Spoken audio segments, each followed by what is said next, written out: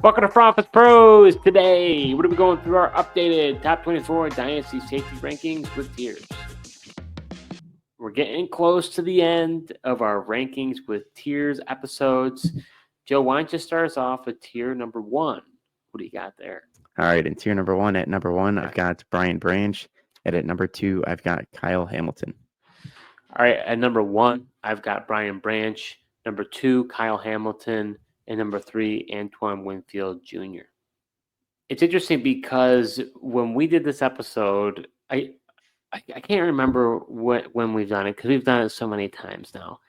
But I remember a specific commenter really was coming at us pretty strong. I think you and I both had Brian Branch ranked really highly. And they were like, what are you doing? Like, how could you possibly have Brian Branch ranked as highly as he was after his rookie year? And he had a crazy good year last year. Yeah, he certainly did. And I mean, he's just, he's a guy that just plays all over the field for the Detroit Lions. Makes a lot of impact plays, gets the tackles, gets the interceptions as well.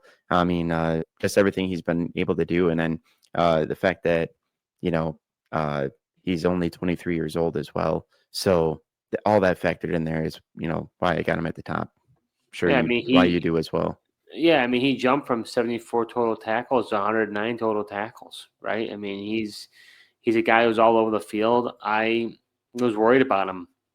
I thought that he was going to be a tweener type player. Didn't know if they could find a home for him, and I was wrong. I was real wrong. I mean, I should have known he was an impact player in college in Alabama, and those things translate. If there's a player who just you see him on tape, you see the impact he makes, it usually translates to the NFL. Yeah, it certainly does. And I mean, a lot of times too, it's these Alabama players that just seem to, especially when Coach Saban was there, at least, just coached up well. They're the NFL ready guys and they just come in and dominate right away. Now, Kyle Hamilton, I think, could be in for a really big year this year. We saw him the problem with him back in the day was that he was the deep man. We got to see him play a little bit more over the field. He's been getting better year after year after year. And now they drafted Malachi Starks. Starks can play in deep, and then it allows Kyle Hamilton to play more in the box snaps. Yeah, that's ultimately, why I've got him up here at number 2 as well. Just I like you said, I think he's in for a big year. Being able to play more of that strong safety position really unlocks his playing ability. Where we did see he had some, like you mentioned, he had some downtime last season, a little bit disappointing, but that's when he was playing at the deep safety. Now, I am a little surprised that you don't have Antoine Winfield Jr. in Tier 1. What was your reasoning behind that? Yeah, I had a feeling that you were going to have, Antoine Winfield Jr. up there and be questioning me why I didn't have him in there. Not to necessarily say like he's bad or not at the caliber, but those guys are a little bit younger than Antoine Winfield Jr. is. And I, with that and their youth, a couple of years more playing time ahead of them, I just kept them in Tier 1 over them. The one thing that I could say about him is, should we make a consideration that the season that he had, the 2023 to 2024 season, was at the pinnacle of his career, right? Because he had 122 total tackles, 6 sacks, 6 forced fumbles, 4 fumble recoveries, 3 interceptions. The guy could have been Defensive Player of the Year for what he was able to do, 2 years ago. Yeah, definitely, and that kind of played a part into it. And he's also, dealt with a lot of injuries over his career. I think looks like he's played 2 full seasons his rookie year, and then in that big year where he averaged 23.8 fantasy points per game in our league, 405 total points at the safety position. But every other year he's at least missed a few games. All right, Joe, let's head over to tier number 2. All right, at number 3, I've got Antoine Winfield Jr., 4, Budda Baker, 5, Derwin James, and 6, Jaquan Brisker. All right, number 4, I've got Derwin James, 5, Budda Baker, 6, Jesse Bates the third, 7, Julian Love, and 8, Xavier McKinney. All right, Joe, I'm going to let you take a spin behind the wheel here. Looking at my tier 2, What jumps out to you? Not too much. I'm honestly not too surprised with some of the names that you got in here.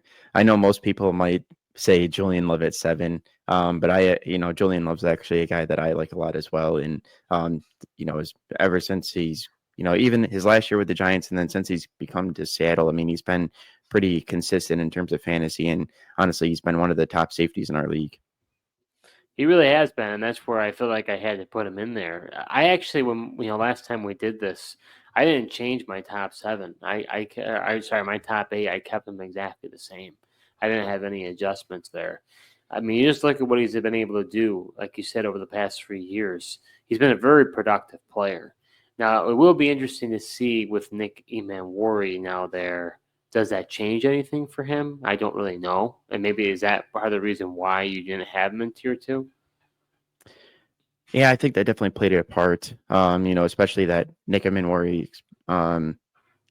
We'll see. I mean, I don't think he's listed as the starting strong safety for the Seahawks at the moment, but I think he's a guy. Obviously, I was high on in the draft process, and just his athleticism, I'm curious to see like ultimately how the Seattle Seahawks end up deploying him this year and how much playing time he truly gets.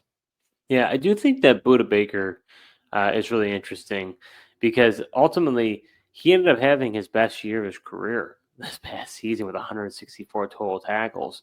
That was a career high for him. And I think people felt like he was done. I think they thought he didn't have much left in the tank. I think when you and I were even looking at him maybe 2 years ago or whatever, we had him. I think we had him in the 15-20s, right? He really took a rebound here. Yeah, definitely. I think you're correct on that. I think he's a guy that we had near the teens. Was a little bit down on, but yeah, you mentioned it. I mean, that resurgence up there, and just looking at his like fantasy points and production in our league too. Like he's been pretty consistent when he's been healthy. But I think that was one of the biggest marks too. Is just the fact that a lot of times he just wasn't able to stay on the field. So, of the guys I got here, so it should be a little bit of a teaser to you. Bates, Love, and McKinney. Love is the guy that you would, of the three, you like the best of those three? Um, well, I mean, Bates for his consistency and what he does, but yeah, I like Julian Love quite a bit. Yeah. Well, Bates is more of a free safety, and so Hmm. is McKinney, which, you have to rely a lot on more interceptions. And obviously, McKinney had 8. I mean, he had a great year in Green Bay. That's hard to predict year over year. But he's only 26 years old, which made me feel like he should probably belong here. Yeah, no, it makes sense. It makes sense why you have him up here. I think, will be interesting though to see how many interceptions he ends up having this year. I mean, eight's a crazy number, but it'll be interesting to see how much he can get. What number he can actually get to this year. I did think it was interesting that Brisker is now back up because I think you had Brisker lower and then you brought him back up again. Yeah, just looking at it, I know last year, he dealt with the concussions. Um, Only ultimately played in 5 games, but just he's only played 3 seasons, and looking at his consistency, I mean, when he has, he hasn't even played a full season yet, but in his rookie year and his second year, he played 15 games and just was able to get over 100 tackles in both years. Also can get some sacks as well. So I just think his upside's there if he can stay on the field. All right, Joe, let's head over to tier number 3. At number 7, I've got Tyler Nubin.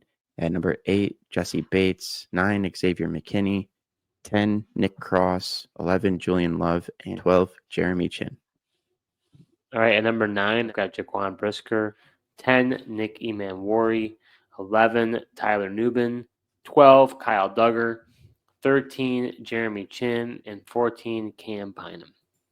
I got to say, I'm a little surprised that of the two of us, you have Nubin higher than me. But I do think that Nubin could be in for a very good season. I think the Giants' defense is going to be a lot better this year. With the addition of Abdul Carter, I mean, they're going to have Abdul Carter, Kayvon Thibodeau, and Brian Burns on the outside. Not to mention they got Dexter Lawrence, and you've got a guy like Darius Alexander, who's also, I think, an intriguing player coming out of Toledo. So you've got a really good pass rush in that defensive line. They're gonna give teams fits.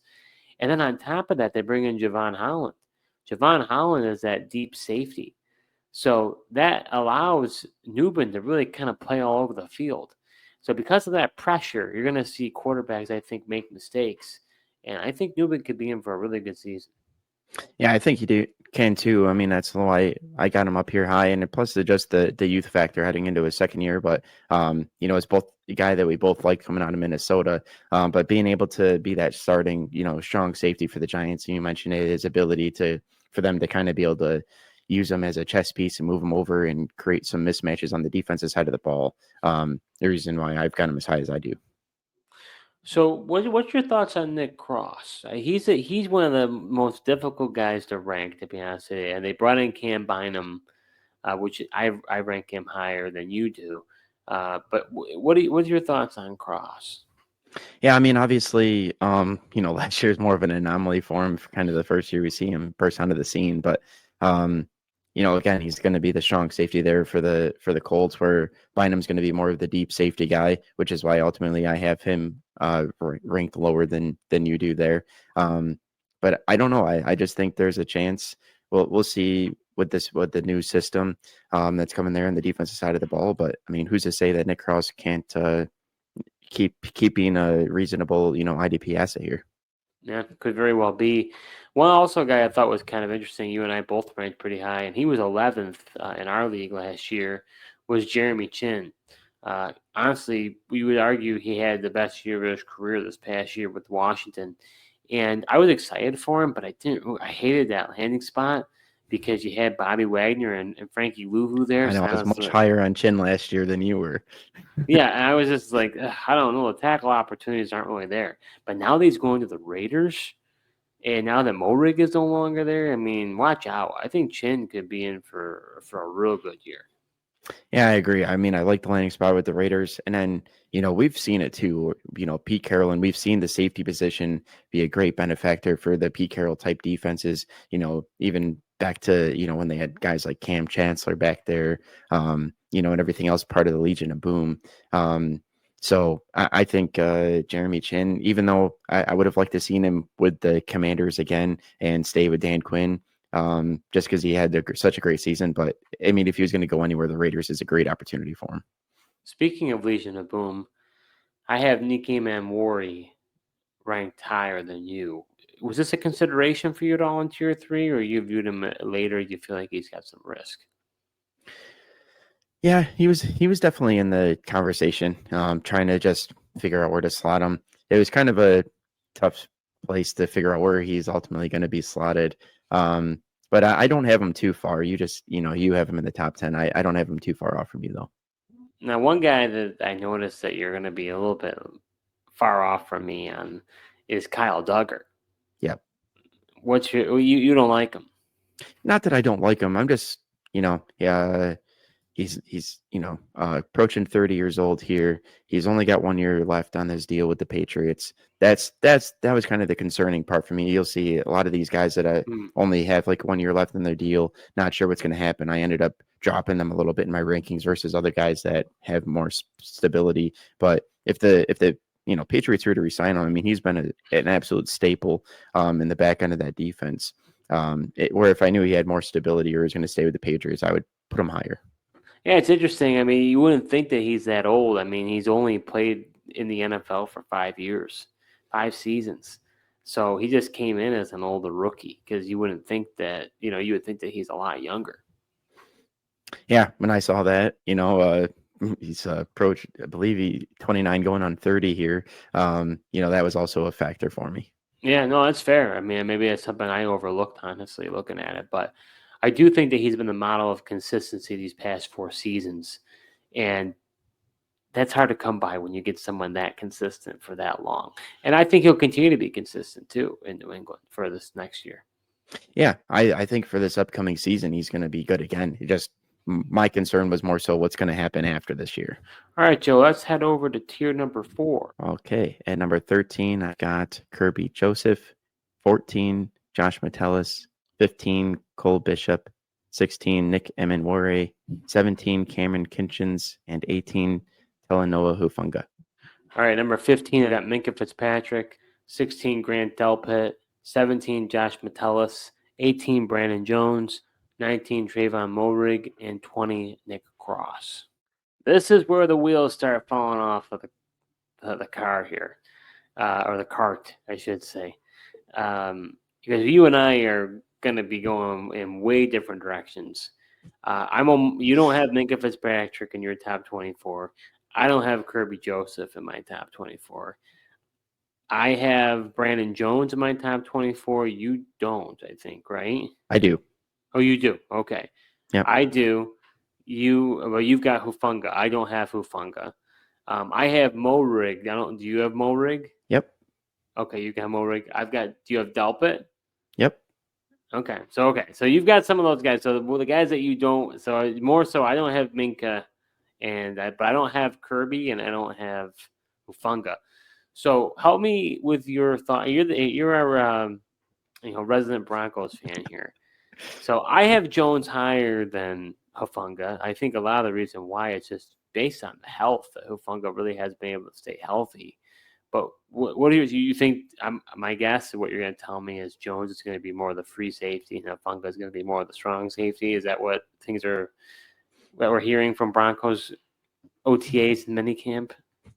Well, it's not really what I'm hearing from OTAs and minicamp, but that's what the depth chart shows. Hufanga is the strong safety. He's also the guy that the Broncos, signed to a 3-year deal this offseason, where Brandon Jones, like I told you, he's only available this 1 year with the Broncos. Are the Broncos going to bring him back? That's where the question is. And and ultimately, yes, he's going to be playing free safety, which knocks him a little bit, but being on the 1-year deal and not sure if the Broncos are going to bring him back also played a big factor. And like I was saying, where Hufanga, I believe, has got more stability. Yes, he does have some really high risk with his injuries, but Brandon Jones was also a guy who came over the Broncos last year, also dealt with injury issues.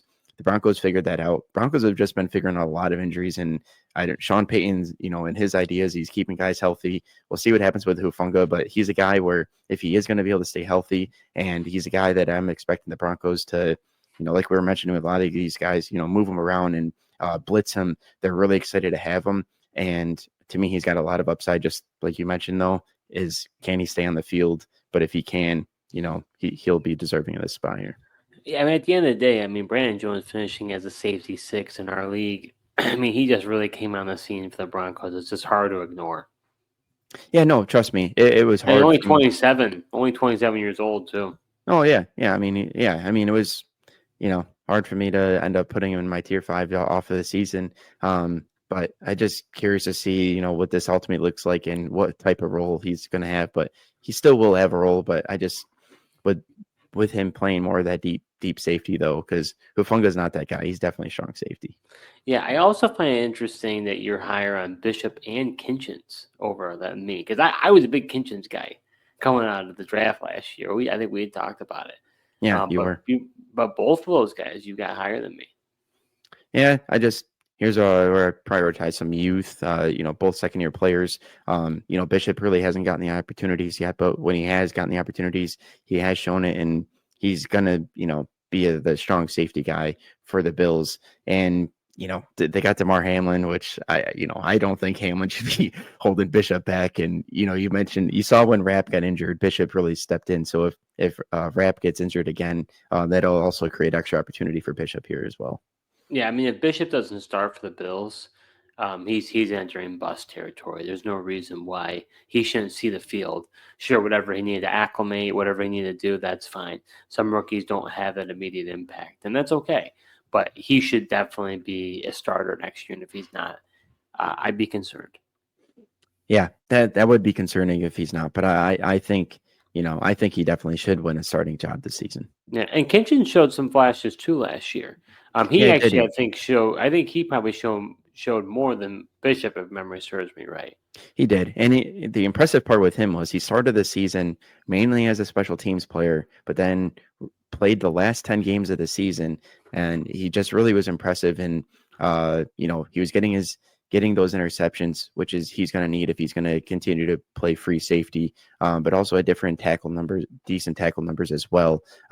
So with him being able to, garner more playing time and not have to start on the special teams here, that's why I got him making a jump here. Now, as far as Minka Fitzpatrick goes, Do you feel like you're just fading him based on recency bias? I mean, this could be a Buda Baker scenario here. He had 2 really, not so good seasons, not Minka type seasons. But before that, I mean, he was right up there. So to me, it's like, does he kind of have a boomerang swing back, and now we're talking about a Buda Baker type scenario? Yes, it is possible. Which You I mean, think he's a name? You think he's a name? He's still a good player. He is a name, and that's ultimately what kind of concerns me. Is he just a name? But he's also got a guy that's typically lately has been having trouble playing a full season as well. Yeah, I could see that. I thought about Kirby Joseph, but I think he's a free agent next year. I don't think the Lions signed a contract extension, did they? 4-year, $86 million deal. That's Wow. what gave me the confidence to go ahead and pump him up here. I knew he was going to be a free agent. I didn't remember the extension. But yeah, that's a very good extension. But although they could get out of it in 2027, I could very well see that if they wanted to. But yeah, no, that's a great contract for them. So I was wrong. So again, a guy I considered, but he was very heavily relying on the interceptions, big time. Yeah, I mean, but even the prior 2 years before that, he had back-to-back years of 4, and then he's always had 80 tackles. So, if he's going to have a 80 tackle floor and then also have a minimum of 4 interceptions, you're right. He's still averaging. Last year he averaged 2023. He averaged 16.8. Then last year obviously, but the 9 interceptions, he was at 16.8 in our league too. So, I mean, just he's been a solid producer. He really has. All right, Joe, let's head over to tier number 5, our last tier. All right. At number 19, I got Grant Delpit. 20, Malachi Starks. 21, Trayvon Merrick. 22, Brandon Jones. 23, Cameron Bynum. And 24, Kyle Duggar. All right, at number 21, I got Cameron Kinchins. 22, Cole Bishop. 23, Malachi Starks. And 24, Kevin Winston Jr. Well, Joe, we've reached the end here. And, for the most part, we had most of the same guys. One guy that I really liked you didn't have was Kevin Winston Jr. out of Penn State. Had he not been injured, this guy would have been drafted or would have been possibly in consideration of being taken ahead of Malachi Starks and Nick Amamori in this past draft. And if you look at the Titans, we saw Amani Hooker. He did really well for the Titans. He only has 1 year left on his deal, if I'm not mistaken. So I think Titans, I mean, that team is a dumpster fire. I mean, I think he has all the opportunity in the world to really take over for that defense. Yeah, you're not wrong. He definitely does have the opportunity. And yeah, Amani Hooker does have the 1 year left. That's ultimate. He was a guy I considered putting in here just based off of the season he had last year, but decided not to, just, the uncertainty of where he's potentially going to go after this. But yeah, I mean, Winston is a guy that should get a lot of opportunities, and it'll be interesting to see what happens with him. Yeah, one guy that I think we both have in this tier that I wish he kind of went elsewhere was Malachi Starks. I mean, he's a Raven through and through. It made total sense to them to make that selection, but it just, I don't know. I feel like he might have had a bigger impact had he gone elsewhere. Definitely. And just the fact that, he is going to be the deep safety on the Ravens. And we saw how, disappointing it was with Kyle Hamilton having, playing that deep safety just wasn't the same for him, which did make me concerned about Malachi Starks. But at the end of the day, like, he is a talented safety, though. He is a rookie, and, we have seen, deep safety doesn't mean ultimately like you just can't be playable. It's just you got to really get, start getting the pass deflections and interceptions and really make that difference. So that does it for this episode. We went through our updated top 24 Dynasty safety rankings with tiers. If you haven't done so already, check out our most recent episode where we did the same exercise but for cornerbacks. We got the defensive backs covered, so you're not going to want to miss that. Thank you so much for tuning in, and until next time.